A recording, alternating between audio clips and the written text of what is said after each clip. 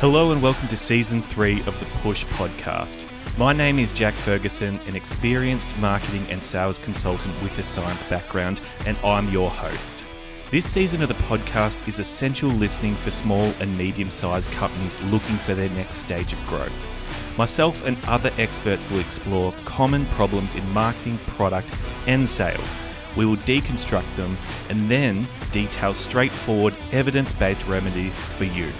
I aim to give you both inspiration and practical solutions to push through similar challenges in your own company. Thanks for being here, and don't forget to subscribe on whatever platform you're listening on. Hello and welcome to Season 3, Episode 7 of the Push podcast. This episode is all about targeting, in particular for mid-sized B2B companies. We're going to explore how to think about your targeting, why targeting is important, what your targeting options are, and ultimately how to utilize it to make more money. Who should listen? CEOs or GMs of mid-sized companies, small business owners, sales professionals who work in small or medium businesses, and marketing professionals who work in small or medium-sized businesses. And of course, just the generally curious. You're going to understand more targeting models by the end of this episode and know which one is best for you to make you more money, and perhaps to be able to test out the marketers in your life. How much do they really know about something so foundational to the discipline? If you've been playing along at home this season, this is the same fictional company I used in episode 1, 3, and 5. A quick background on AppCrafter Studios, which is that fictional company, if you are just tuning in. They're a company of 50 staff, their CEO is Sarah Thompson, and they have 3 marketers on their team and 3 salespeople. Their revenue has been stuck at $15 million AUD for 2 years, and it won't budge. They can't grow. Their recurring revenue arm of the business is very stable, bringing in $9 million a year with repeat clients and very little churn. The other arm of their business, though, is new projects and clients, which brings in about $6 million a year, but acquisition only just keeps up with churn. Their churn in this area of the business is very high. That's the background of the company's situation, so you know what I'm referring to throughout this episode. CEO of AppCrafter Studios, Sarah, now wants to know how they should approach targeting. Who should they go after and why? We're going to answer that in this episode. And some of the specifics that this episode will cover include why targeting is important, what above the line means, what below the line means, and what through the line means. The attributes and advantages of different targeting models such as STP, sophisticated mass marketing, and two-speed targeting, the difference between distinctiveness and differentiation and why it matters, and many examples and stories to illustrate all these concepts. To talk this through, I'm joined by growth and product marketing specialist Alex Urquhart. If you'd like to find myself or Alex online, you can find the links to our social media pages and websites in this episode's description, whatever platform you're listening on. But for now, let's bring in Alex. All right, Alex, good to be here with you again today. Excited to chat as always. How are you doing? Good, mate. Good to be back. Good to see you, and I'm excited to talk through some more challenges that AppCrafter Studios are having. Always having challenges, these people. So what are we talking about today in this episode? All right, so this one we'll start off where we left last episode, so looking at targeting. So essentially, how should app crafters be targeting moving forward? All right, let's talk about it. Targeting, what an interesting topic. I love targeting. Do you love targeting? Yes. Anything that gets results, I love. So, yes. So I thought that what I'd do first is just talk quickly about why we target. So a couple of quick points on that is basically an efficient or effective use of resources. If you're using your resources to go out after certain people rather than others who would never buy from you, you can see how that's a good use of money. You can use targeting to inform your communications, advertising, product development, that type of thing. Here's who we're going after. We tailor our decisions to that. So targeting is essentially being very clear of who you're after and why. Exactly. Yeah. Okay. Exactly. Yep. I was just looking at a few studies before. Some of them put it as we see up to 4,000 to 10,000 ads a day. Wow. Like, and you think about as you move around and all the brands you're exposed to, at home, your cereal box, the this, the that, pajamas, your sheets, your everything. Yeah, exactly. Yeah, and so we're very good. Our brains are very well adapted to filtering out the ads. So that's 2017. There was some stats that came in about that, 4,000 to 10,000 ads. I was reading a study. That's way up from, say, the 1970s, maybe more around the 500 to 1,600 ads a day mark. So the world's got more noisy. About 10x by the sounds of that. It's 10 times more ads in your face every day.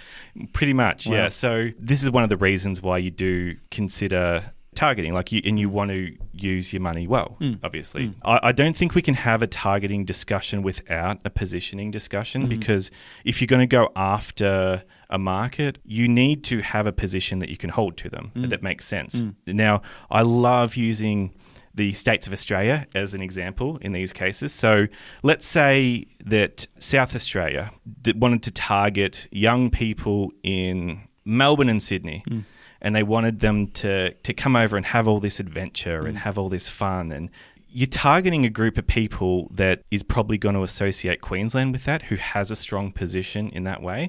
So if you're South Australia and go, we want to go after these young, nightclub central people or the fun and all this type of thing, it's not necessarily a strong position they can hold. So that targeting, you could target that group of people, but your positioning would be weak to them. So, and that's across your unique value proposition, right? Like you're saying, there's things they do better than Queensland and vice versa. Exactly.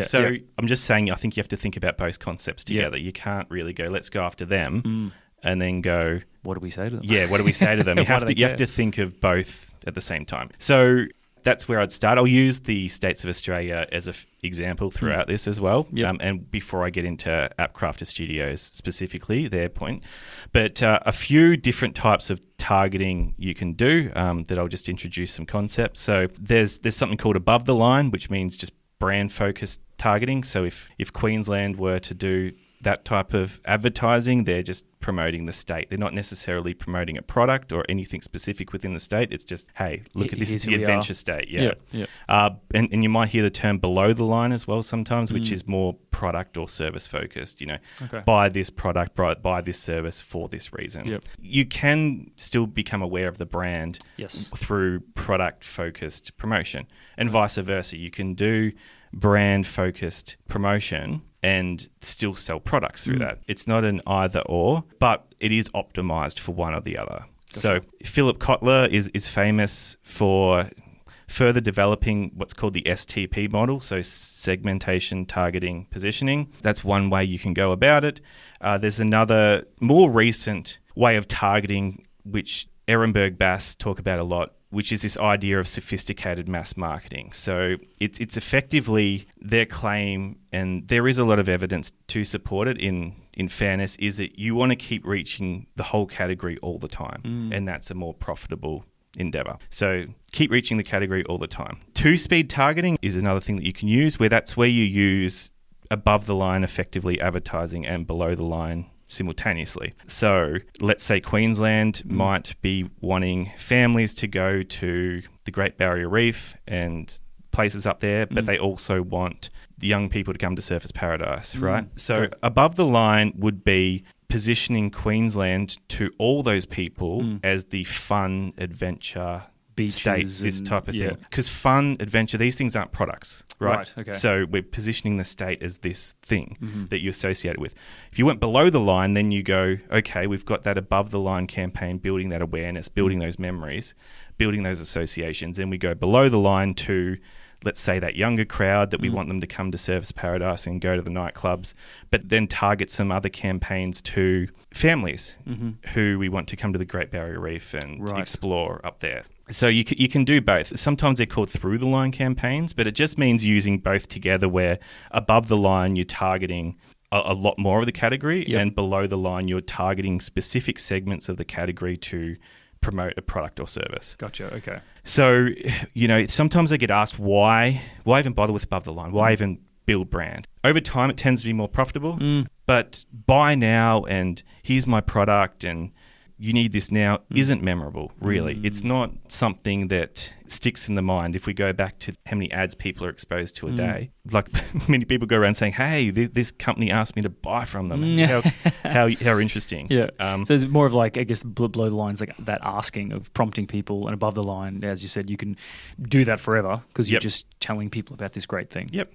And as you're not really asking for money or to prompt it for anything. So exactly. Gotcha. Yep. Okay. True. Yep. So that's the reason for it. And also, if you do go below the line, typically they have to be in market as well. Because if you're saying to buy now and they're not ready to buy now, then it's a waste. Yeah. Yeah. And in academic circles over the last couple of years, there's a big debate between the idea of distinctiveness versus differentiation. So differentiation being that your brand is perceived to be relatively superior to other brands. Yep. So better, more, not unique. Whereas distinctiveness, think unique, easily identifiable. You look at the Qantas kangaroo logo, for example, and you think of Qantas, but you're not really comparing it to something else.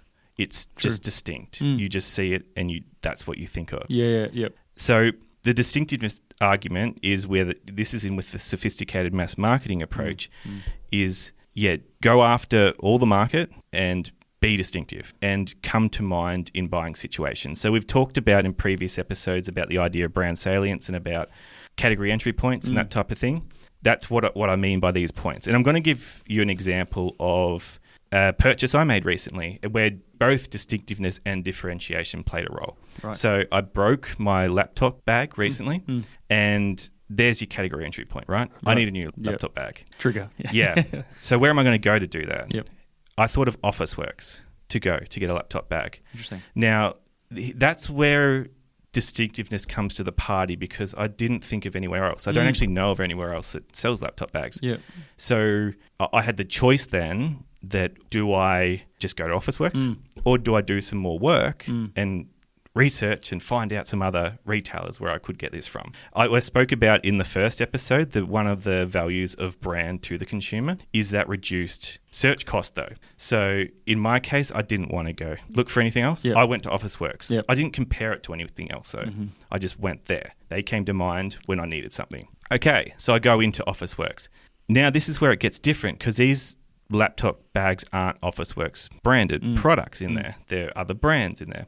And that's where differentiation came to the party because I started comparing them against each other, the size, the look, and all those things. And I had to intentionally avoid doing this recently because it's on my mind a lot knowing this episode's coming up, but I didn't know what brand I bought. Okay. Even being in this space and knowing what I know, I didn't actually know the brand I bought. Yeah, right. Officeworks gets the credit. Yeah, okay. You know what I mean? Yeah. So Officeworks, or you've already won. You were distinctive. I came into your store. Yeah. At the point of purchase, I was differentiating between The different styles that were there. and very much features of the products. So size, a little bit look, but not so much. I was very after something practical. I just wanted it to be big enough, and I wanted it to And carry fit your own things my in stuff. there. Yeah, okay. And hopefully not break too soon. Yeah. So, but what about if two retailers came to mind when I thought of my laptop bag, right? Officeworks and Laptops Are Us. So you've got the distinctiveness there of coming to mind, but then you need some differentiation there as well because I got to choose between them. And that could be as simple as, I don't want to go as far, Officeworks is closer. I was going to say proximity for me would be that case. Yeah. So these are how these concepts can work in together. This is just one example of a really simple purchase I made. This isn't necessarily as simple as B2B is and that type of stuff, but that's the concept. So just to summarize that, you've got a really distinct brand. So ideally, as you said, if you're top of mind for them, they think of this problem, they gravitate towards you. They don't consider everyone else. They don't Google. They go, right, Officeworks is the only choice. Let's go straight here. So that's the power of having that strong brand top of line. Yeah, and that's the distinctiveness. Yep. Mary Kyriakidou from Kantar, she did some interesting research around how she believes that you should focus more on differentiation to initially grow, but later on distinctiveness is more important. I completely agree. And that's some really interesting research if people want to go read that. Yep. Mary Kyriakidou, I hope I'm pronouncing that right. But so I wanted to introduce those concepts to then talk about what can app crafter studios do? Which targeting model should they use? And is it differentiation or distinctiveness? Is it both? Do both matter? So When it comes to your strengths, I think you can look at the battles you are actually winning. Yep. So AppCrafter Studios have a really strong recurring revenue. So why are people coming there? That can help inform our position. Another thing to inform your targeting and your positioning could be, you could ask, what are people complaining about from their current supplier when they come to us? Another one is, how likely is it that a large competitor will want to take this segment of the market? So in AppCrafter Studio situation, I think that they're a reasonable size now. They're getting well into a mid-sized company, 50 employees, you're sort of starting to grow. So you don't really want to take on the big guy that's going after 60% of the market, because it's going to always make strategic sense for them to go after that 60%. And I'm prefacing all this on the STP model as well, segment, target, position. So segment the market. Let's say there's 8 segments for AppCrafter Studios. Choose one to target and position. In this case, I wouldn't do the sophisticated mass marketing approach. They're a bit small.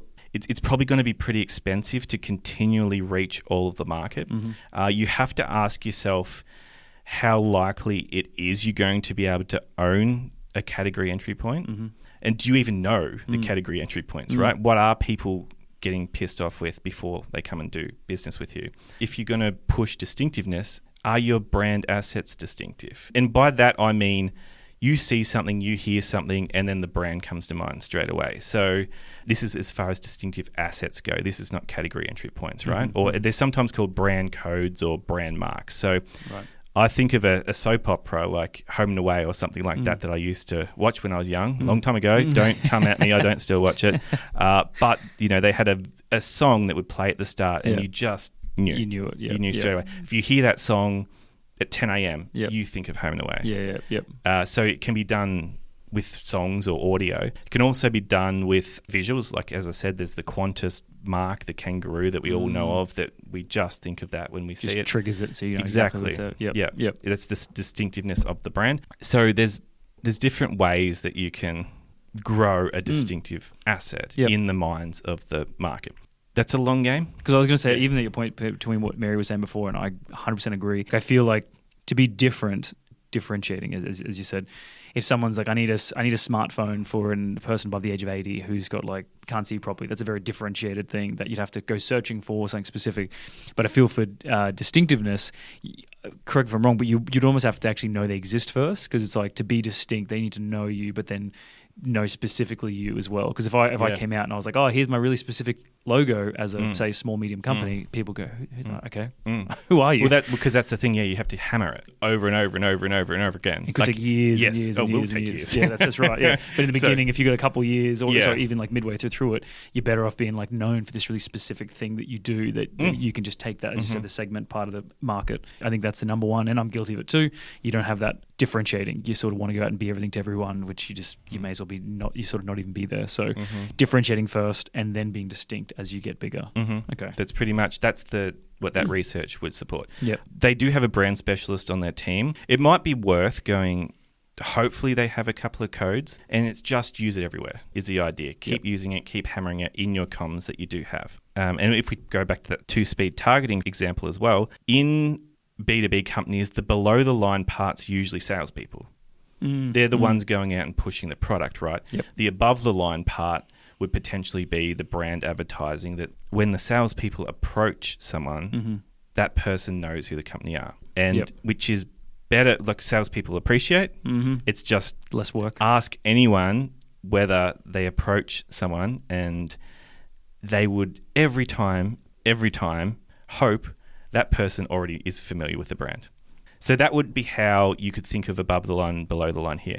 We did talk a bit about branding in the first episode, and this is what was kind of happening, I think, with AppCrafter Studios when we first were introduced to this. But I like to set the scene of, here's our options. What are we gonna do? So I would use the STP model here: segment, target, position. They're at the size where they can start to segment, because at a small size, it's just TP. It's just target position, right? You don't have the research to segment your market well or anything like that. It's all a hypothesis in the beginning. Yep. But what is a common play here is that, let's say there's a segment, really small segment of the market, 3%, really unhappy with the big guys, usually a good one to go after. It doesn't make strategic sense for the bigger companies to defend that segment, really.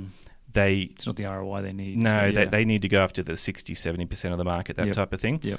And you can orient your business around really serving a segment, a small segment, well. So my advice here is, go STP, keep building your understanding of the market, which we've spoken about in previous episodes. Yeah, that would be my thoughts on how to do it. I might add just a couple more specifics just so people can really grasp how you could use that here. But let's assume that most of the new customers that come in are frustrated with the bill shock from their previous supplier. So you're like, okay, this is what... And bill shock is they've sort of done it and it's realised it's been far more expensive than what they thought. Exactly. They're like, bugger this, I'm not doing that again. Yeah. Yep, gotcha. So, and you might start to then notice, this segment of the market, tend to be about 100 headcount or less. Yep. They, and you'll see other attributes of them. Yep. And you go, okay. And then you start to understand why that bill shock really hurts that section of the market and maybe probably doesn't hurt a 10,000 person company. Yeah. Like, if it blows out by 30%, they don't give a shit. But yeah. So that's something you can consider. You've also got to remember what the points of parity are, though, because if someone comes to you and they like what you're offering that's different to the previous person, but then you do something that the previous person did a lot worse than they did, then they start getting pissed off about, well, hang on, at Crafter Studios, we liked the release times from our previous supplier. We hated the bill shock. Now we're happy with no bill shock, but you guys take forever to actually release something. Yeah. And so that's something to consider too, is what are the category points of parity? What are the expectations? What are the standards? And with something like basic marketing, like the SWOT analysis of sort of saying like, all right, if I go up against these guys, the bill, as you said, the bill shock we're all good for, but then getting the company to maybe think a bit critically and go, okay, but in all seriousness, if we held our feet to the flame, what are we going to get pinned for? Like, is there things that we do, as you said, like way worse? As you're saying that, then I'd be like, hopefully the marketing or the leadership team goes, oh yeah, we need to be aware of that. So maybe, like you said, up front, we have to communicate to say, hey, we're a bit slower, but we're going to be set those expectations, I think. And it's like, can you those points of parity? So I think the strengths of the differentiating, but also being like, okay, but we're also weak here. So let's see if we can navigate around this. Yeah, for sure. And that's where not differentiation, but meaningful differentiation. Yep. You can differentiate yourself on something that no one cares about. Yep. You have to differentiate yourself on something that people care about, actually right? Care, yeah. So, as you say that, I found an image that got sent to me, and it was like an axe with a metal handle and a wooden head. And it was like, just because you're different doesn't mean you're better. Yeah, right. It doesn't mean you're worth like of value. So I was like, that's exactly what you're saying there. So I had to write, because that's the image I got in my head.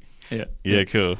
So I would use meaningful differentiation. Yep. Target a small-ish segment, ideally, of the market. Yep. And hold a position you can hold at Crafter Studio. So you might be able to hold the bill shock position. Yep. So great. You're equipped to do that. Ideally, when we talk about sustainable competitive advantages, it's something that someone else will struggle to do. Yes. As well. Yep. Ideally. It's all sort of give and take. Yeah. Yep. From the distinctiveness perspective and from a category entry point perspective, it would be useful still to understand what happens before they come to you. Like, what is that frustration? What happens in their company? Yep.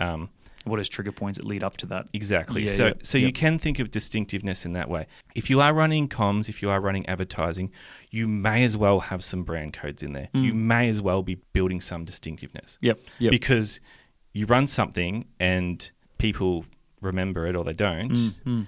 So if you can turn the associations or the recall back with that asset or those couple of assets, you may as well. There's no point going, we're not going to be distinct. We just want to differentiate. You may as well be distinct. You may as well try and come to mind in these situations, right? So those are a few of the things I think. Yeah, I do think a company of this size typically has bad budget challenges for above-the-line campaigns and reaching the category, all of the category, all the time. But credit to the sophisticated mass marketing approach, it does have evidence backing it. It's just, I think it more comes to the party for bigger companies. Yeah, 100%. There's a spectrum of sophistication. There's what you do when you're 50 employees is different to what you do when you're 300 employees. Yep. Everything's different. The brand awareness is different. Your if you want to grow more, you have to start targeting bigger segments. You have to, everything above the changes. Yeah. Yep. So, but yeah, it is interesting with distinctiveness, and I'll end on this because it stays, right? Whereas your differentiation, you might target different segments at different times in your growth, and you do have to sort of change your position. Distinctiveness is the idea that that's what stays. That's a good point. Stays the whole time. That recall and those assets and that type of thing, that's what you keep. And you got to see, I think you said there's a lot of thousands of brands every single day. You don't really remember half of them, but if there's one that really stuck out, or at least you've got a familiarity, because I agree, it's like you've got to be different enough to say, hey, here's why we're important, here's a cool offer.